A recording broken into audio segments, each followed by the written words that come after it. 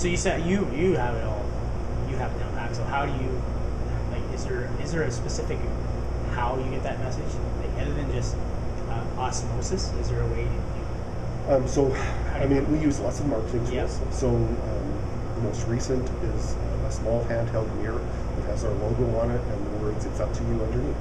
And this is the most amazing dollar that we've invested, because when you see someone open the mirror and close it and read that again and open it again and close it and then open it and go, it's gimmicky in some ways, but it's effective, because now we've got people coming to us with a conversation, and that's actually how we carry this message forward. We have gone viral both with social media, but also the traditional movement. So every time 10 people come from corporate Calgary to this kitchen, and they're here from 7:45 until 11:30, when they go back to work, someone says, "Bev, where were you all?" And you say, "Well, you stood under that picture when you had your picture taken." And you say, "Well, I was helping feed 1,700 kids. What were you doing?" And then you tell our story in the way that you heard it. We use oral tradition as the way of conveying our message predominantly. We do provide takeaways, so like the mirror or like a lunch bag. We provide takeaways that act as a reinforcement to the message that you heard. But we want you to tell your friends and your colleagues the story of brown bagging in the way that it's meaningful for you, not in the way that it's meaningful for us. So some people go back and say they feed 1,700 kids a day. Some go back and say they feed 1,700 kids at an average cost of $1. Some go back and say they are moving towards shutting down the kitchen. Some go back, but where does it resonate? They do all of this, and so they do the menu list.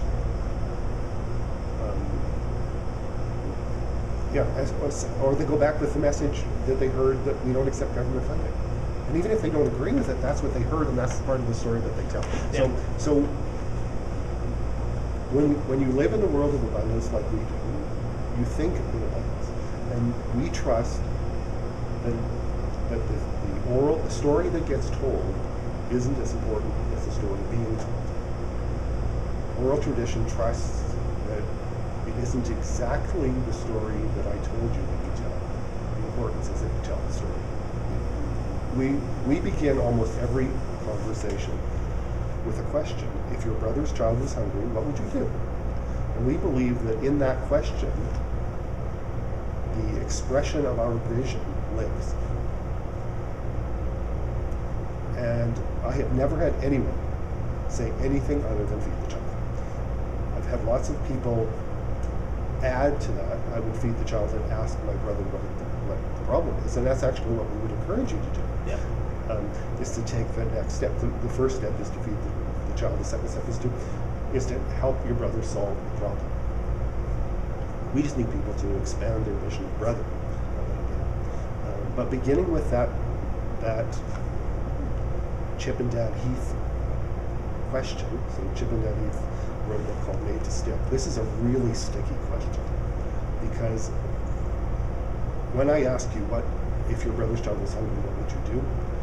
There's a tacit or implicit response that you file away, so that the next time you see a hungry child, that question comes forward again. And that's really what we're planting, is a different way to respond to social issues. We don't need to build infrastructure. We believed we had to become the largest voice in this issue for people to listen. And now, having done that, we're now trying to become the smallest place. Yeah. And that our greatest aspiration would be that a few years into the future, the way that we feed hungry kids is by each of us feeding a hungry child. And that culturally we've shifted away from delegating responsibility, expecting that there's someone else to do that, and that we just respond in a way that is human. So, yeah. What would you say, like, top 5 books that you have personally read that you, or just in general? So, from a marketing standpoint, I think the Brothers Heath, Chip and Dad Heath, made to stick. A really important book, so much so that when Chip was speaking here a few years ago at the the ACAD Smart Night, I couldn't get tickets, so I sent him an email and I said, I can't get tickets, but I'm writing to thank you on behalf of the hundreds of thousands of kids that we've fed. And I explained our organization to him in a short email and said, we have thousands of donors and thousands of volunteers, and your contribution from the book that you and your brother wrote is as important to the work that we do. He emailed me back and said, I've got an empty hour when I'm here. Can we meet at the Hyatt? And I took a thank you on behalf of the kids to him. So that book, the Brothman's book, The Spider and the Starfish, really influenced how we do things. There's a book on the table over there called Positive Deviance. Positive deviance really is looking for the bright spots in it. We've been trained and conditioned to look for the negative, the things that don't work. But the answer is not in the things that don't work. The answer is in those deviant moments where in this supposedly intractable, tragic situation, there are bright spots that aren't working. That's where we should focus our attention, is on the bright spots, not on the what isn't working. And so there are answers in those bright spots. So that would be a really important book. John McKnight is an American community development guy who has deeply influenced everything that this organization does. He wrote a book in 1985 called Careless Society. And in that book, the thesis of that book is that it's the professionalization of caring for each other that is dividing us. This isn't the solution. I'm a really political, both big P and small P person. Yeah. And so there are lots of politicians that are influenced by them. The most important would be Thomas Jefferson. When Jefferson was running for president of the United States in 1804 for the second time, his entire campaign was based on a simple idea that I paraphrase as, I believe every American, given the opportunity and the circumstances, will take care of himself, his family, and his community. I am such an optimist that I believe that about Calgarians and others, and that I just every day need to find a way to remind them that we're responsible for ourselves, our families, and our communities. And I trust that many of the social issues that we face. This idea is 5 years ago when we started talking about this, we had people running away from us. But if you observe our city closely, you will see that there are people running towards this idea, including the mayor, who is a good friend of mine and a good friend of the organizations.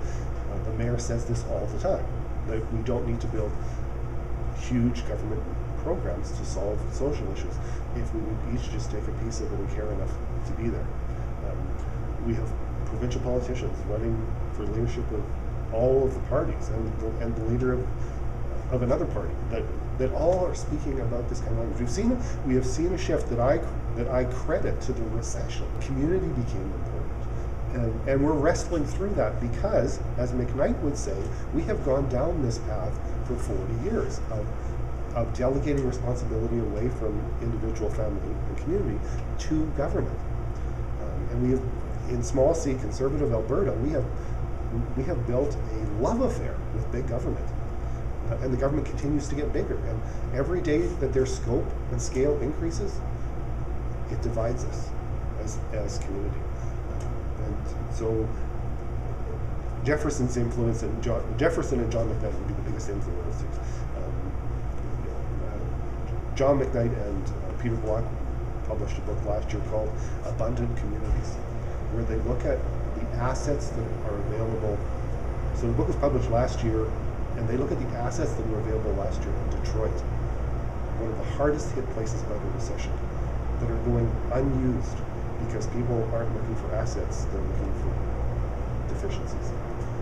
And if we would only look to the assets, we could solve social issues in a much more productive, human way. You move those from a pain point to an asset. The barriers that we face now are institutional, that are ingrained practices that 40, 50, 60 years have created. And they're entrenched so deeply in how we see the world that we have to help people over. The greatest is that the offshoot of that philosophy of delegating responsibility is that every day we are told by big government, big corporations, and big charities, don't you worry your silly little head about that, we'll take care of it. Yep. And inside that message is really, you can't, you're not capable, we don't trust you.